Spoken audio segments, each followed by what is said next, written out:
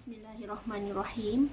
Assalamualaikum warahmatullahi wabarakatuh. Selamat petang kepada semua rakan serta follower FB Soleha Mat Taha.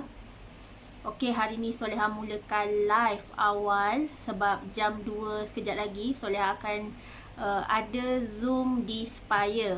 So, Soleha mulakan seawal yang mungkin sebab sekarang Zuhur pun dah masuk awal kan. Okey, hari ini merupakan perkongsian ilmu daripada Soleha hari yang ke-309. Alhamdulillah. Boleh tolong share dan boleh tolong kongsikan laju-laju Soleha punya link FB Live pada petang ini supaya lebih ramai orang yang akan dapat manfaat daripada perkongsian ilmu yang berkat, insya-Allah. Okey, Soleha doakan agar anda semua sihat walafiat, sentiasa tenang, ceria, bahagia di samping keluarga yang tersayang, insya-Allah. Okey, tajuk hari ini adalah kenapa rezeki masih susah nak masuk walaupun kita telah berusaha. Kita dah usaha dah macam-macam, tapi kenapa kita still ada rasa stuck, still bisnes kita masih tak boleh naik-naik lagi. Sebab apa? Mungkin ada benda yang kita terlepas pandang. So kita cek satu persatu, adakah selama kita hidup dekat dunia ni kita ada melakukan kesalahan yang masih belum Allah ampunkan. InsyaAllah perkongsian petang ni akan lebih membuka minda kita, akan lebih membuka hati kita untuk kita terus meraih kasih sayang Allah Subhanahu Wa Taala. Okey, sebelum tu mari kita sama-sama selawat dan juga berdoa untuk majlis ilmu kita pada petang ini. Allahumma salli ala Sayyidina Muhammad wa ala alihi Muhammad. Allahumma salli ala Sayyidina Muhammad wa ala alihi Muhammad. Allahumma salli ala Sayyidina Muhammad wa ala alihi Muhammad. Bismillahirrahmanirrahim. Allahumma aftah alaina hikmataka wa anshur alaina min khazaini rahmatika ya arhamar rahimin. Rabbi syrahli sadri wa yassirli amri wahlul uqdatan min lisani yafqahu qawli. Amin ya Allah ya Mujib. Okey, hari ni tajuk yang ke-309 Soleha share dengan anda adalah berkaitan dengan rezeki. Ramai yang tertanya-tanya, saya dah usaha macam-macam dah, saya dah ikhtiar macam-macam dah, saya dah zikir, saya dah selawat, saya dah jaga solat saya, tapi kenapa sel saya, rezeki saya masih susah nak masuk ya? Okey, mari kita cek satu persatu. Soleha akan explain kepada anda. Ada 7 poin petang ni yang Soleha nak share dengan anda, nak sedekah ilmu dengan anda. Kenapa rezeki kita susah masuk walaupun kita telah berusaha, dah sehabis daya kita berusaha. Mungkin ada kita terlepas pandang part lain.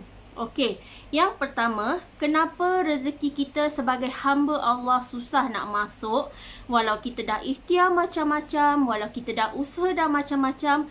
Yang pertama, sebab kita waktu berdoa kita tak yakin, kita doa dengan ragu-ragu, kita tak yakin kepada Allah yang akan menunaikan segala doa kita. Sebab tu kita tak yakin, lalu bagaimana Allah nak berikan kita rezeki yang mencurah-curah? Permintaan kita bagaimana Allah nak tunaikan kalau kita berdoa pun malas, berdoa pun ragu-ragu, banyak sangka buruk dengan Allah, banyak sangkaan negatif dalam hati kita, lalu susah rezeki nak masuk sebab doa kita masih belum Allah terima. Ud'uni istajib lakum. Yakinlah bahawa doa kita ni akan Allah perkenankan, tak cepat, tak lambat, tetapi tepat pada masanya. So, yakinlah dalam berdoa, tadah tangan sungguh-sungguh, jaga adab kita waktu berdoa, tutup aurat sempurna, lebih baik menghadap ke arah kiblat, and then mintalah pertolongan kepada Allah dengan rasa rendah diri, dengan penuh rasa kehambaan, dengan penuh rasa keyakinan yang teramat sangat. Tiada lagi ragu-ragu dalam hati kita, tetapi memohon dan meminta pertolonganlah kepada Allah dengan sepenuh hati kita, sepenuh jiwa dan raga, insya-Allah. So, bila kita berdoa dengan sangat yakin, insya-Allah mudah Allah perkenankan. Dan yang paling penting, kita nak berdoa pun kita selitkan puji-pujian kepada Allah. kita berdoa dengan penuh adab, kita berdoa dengan penuh rasa ketakwaan dan kehambaan kepada Allah Subhanahu Wa Taala. Beza orang yang berdoa secara lalai dan juga orang yang berdoa bersungguh-sungguh. Orang yang berdoa secara lalai ni, fikiran dia tak fokus langsung pun apa yang dikatakan, fikiran dia tak fokus langsung pun apa yang diminta. Dia minta sambil lewa, dapat tak apa, tak dapat pun tak apa. Tetapi orang yang bersungguh-sungguh, orang yang beriman, yang bertakwa, dia meminta doa dengan Allah sambil menangis-nangis, sambil meratap pilu, memohon dengan penuh sungguh-sungguh. Benda yang kita nak sangat-sangat, kita merayu, mengadu domba kepada Allah Subhanahu Wa Taala supaya Allah tunaikan segala doa kita.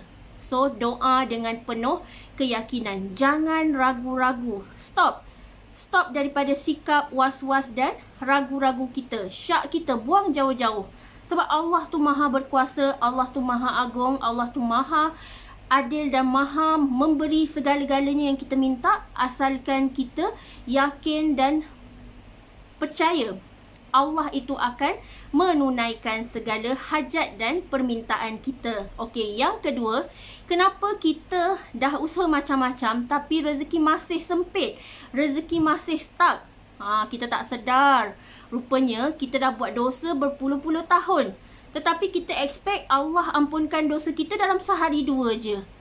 So, kita kena remind diri kita balik supaya kita selalu hari-hari jangan tinggal solat taubat hari-hari. Buat 2 rakaat sebelum tidur. Tunaikan solat sunat taubat 2 rakaat. Sebabnya dosa kita terlampau banyak.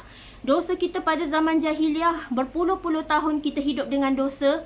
And then sebab tu kenapa rezeki kita susah masuk, sebab ada lagi dosa yang belum Allah ampunkan.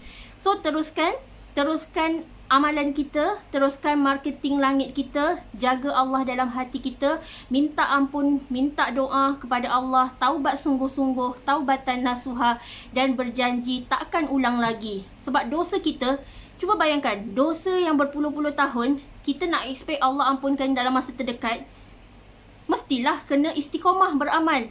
Teruskan beramal, teruskan istiqomah, jaga hati kita, jaga iman kita. InsyaAllah bila Allah dah benar-benar ampunkan kita, bila Allah dah terima taubat kita, Allah dah terima amalan dan ibadah kita, InsyaAllah rezeki akan masuk mencurah-curah. It take time. Proses nak cuci dosa kita ni perlukan masa yang panjang dan perlukan istiqomah dalam ibadah kita, InsyaAllah. So, pastikan kalau kita nak rezeki kita masuk laju-laju, nak rezeki kita masuk barakah, jaga hubungan kita dengan Allah. Mana-mana dosa kita yang lalu tu, insya-Allah banyakkan istighfar, banyakkan solat taubat, banyakkan mengaji, banyakkan jaga hubungan dengan Allah Subhanahu Wa Taala. Okey, tu yang kedua. Yang ketiga, kenapa rezeki kita masih susah nak masuk walau kita dah berusaha macam-macam? Yang ketiga adalah kerana kita tak pernah sedekah dan zakat. Seumur hidup kita tak pernah keluarkan zakat. Kita tak tahu apa itu zakat perniagaan, kita tak tahu apa itu zakat pendapatan, kita tak tahu apa itu zakat emas. Kita ada emas banyak tapi kita tak keluarkan zakat. Kita ada banyak harta untung komisen perniagaan, kita tak keluarkan zakat. Lalu sebab tu, kenapa rezeki kita sempit? Sebab kita tak tunaikan hak Allah. Kita ada harta banyak tetapi kita tak bantu golongan yang memerlukan. Kita ada duit banyak, sebab tu duit yang banyak tu cepat keluar dan akan bocor. Sebab kita tak salurkan ke saluran yang betul. Kita tak infakkan harta kita ke jalan Allah. Lalu rezeki kita pun susah masuk. Rezeki kita pun kalau masuk pun cepat dia akan bocor. Sebabnya kita tak pernah zakat dan sedekah. So, mulai hari ni, ringan-ringankan tangan kita. Banyakkan sedekah, banyakkan zakat. Biasakan diri untuk bayar zakat. Sebab ada hak orang lain dalam kita punya duit yang masuk sehari-hari tu. Apa yang kita beri itulah hak milik kekal kita. So, banyakkan sedekah, banyakkan zakat. Tunaikan hak Allah, tunaikan hak orang lain, insya-Allah. Okey, yang keempat, kenapa rezeki kita masih susah masuk walau kita telah berusaha macam-macam? Yang keempat, kerana solat yang kita tinggalkan zaman jahiliah kita tak gantikan, kita tak qadakkan.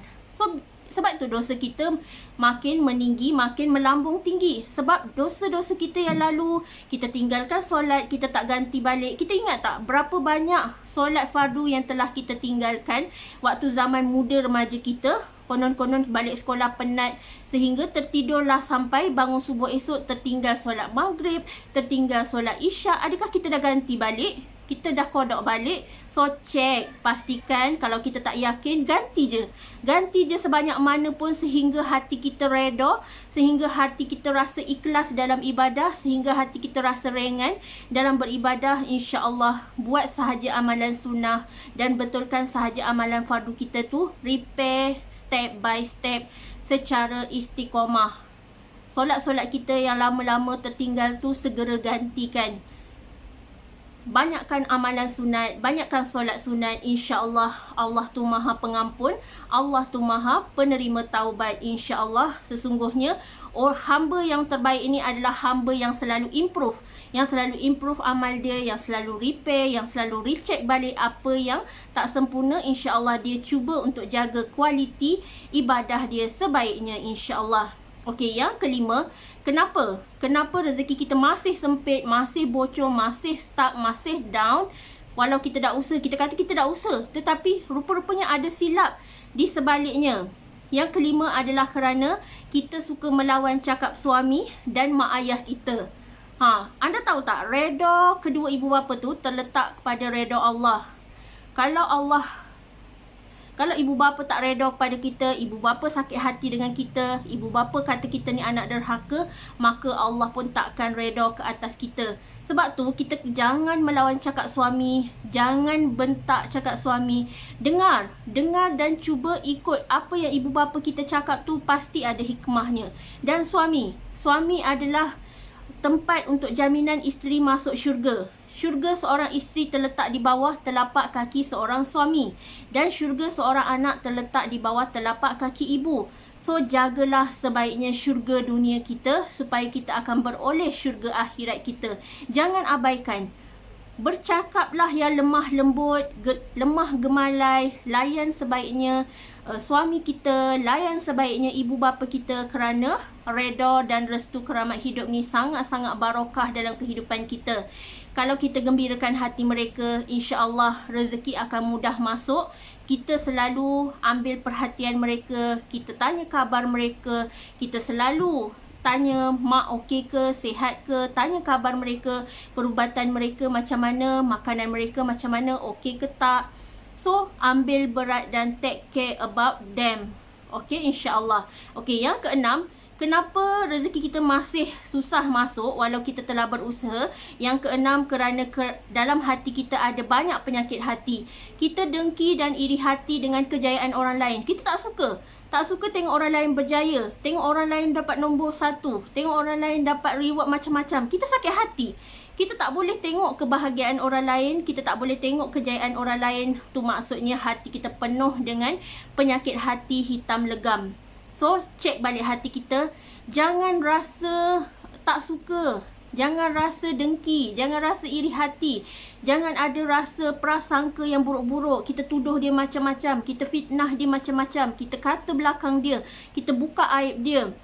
Lalu kita akan menjadi orang yang muflis di akhirat. Tetapi orang yang dikata oleh kita tu akan terus berbondong-bondong pahala yang dia bawa ke rumah akhirat dia. So, dialah yang untung. Pahala kita habis, kita jadi orang muflis di akhirat, pahala kita semua diberikan kepada si dia.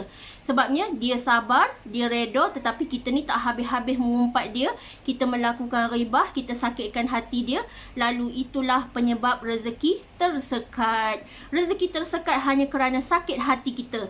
Rezeki tersekat kerana iri hati kita.